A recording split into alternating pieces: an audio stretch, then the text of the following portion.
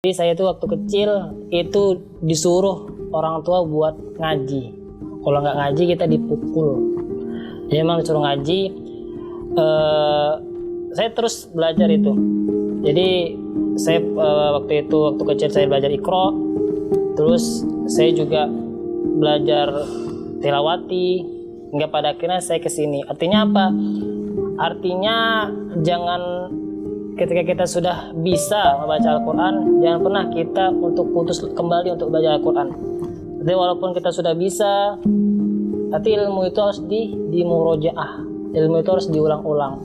Belajar Al-Quran itu terus menerus.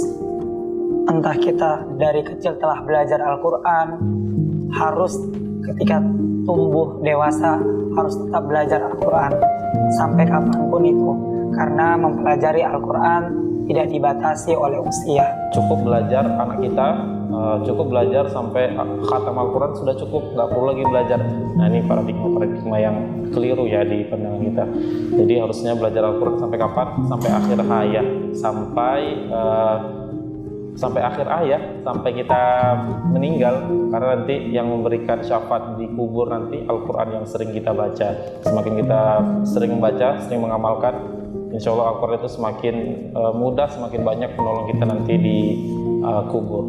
Karena membaca Al-Quran itu memang perintah dari Allah dan Rasulnya langsung.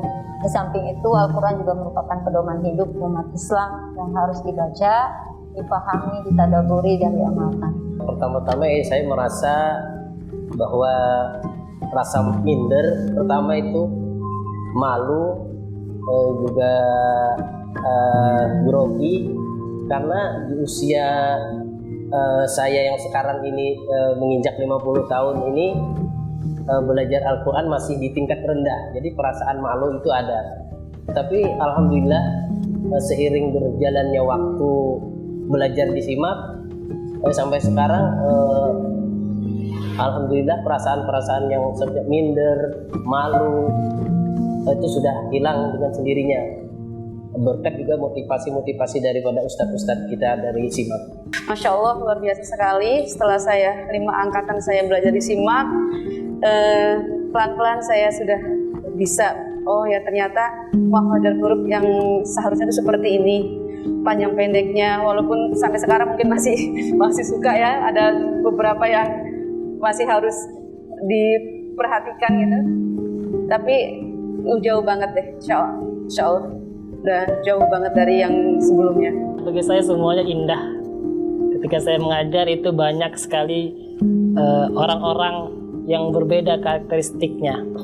Karena ada yang kecil, ada yang remaja, ada yang dewasa, bahkan ada yang berusia lanjut yang dia satu kelas. Ketika mengajarkan bapak-bapak dengan usia yang lansia, mereka memiliki semangat untuk istiqomah belajar Al-Quran.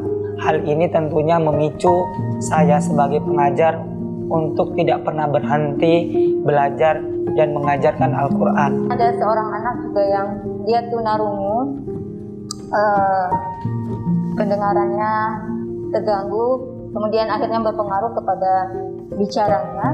Untuk berkomunikasi sangat sulit, tetapi ia mau berusaha untuk mengucapkan huruf-huruf atau belajar huruf-huruf hijaiyah dengan sungguh-sungguh, dan akhirnya ia bisa membaca setiap huruf.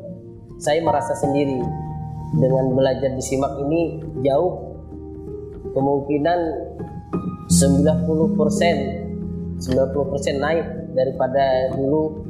Artinya yang asalnya membaca itu dengan huruf-huruf biasa, ternyata huruf-huruf yang kita baca ini salah, tidak sesuai dengan apa letak keluarnya makrotnya, dan tajwidnya pun juga yang dulu perasaan saya begini, oh ternyata begini. Dan juga saya merasa bersyukur dengan SIMAK ini, saya alhamdulillah membaca Al-Qurannya agak mulai lancar.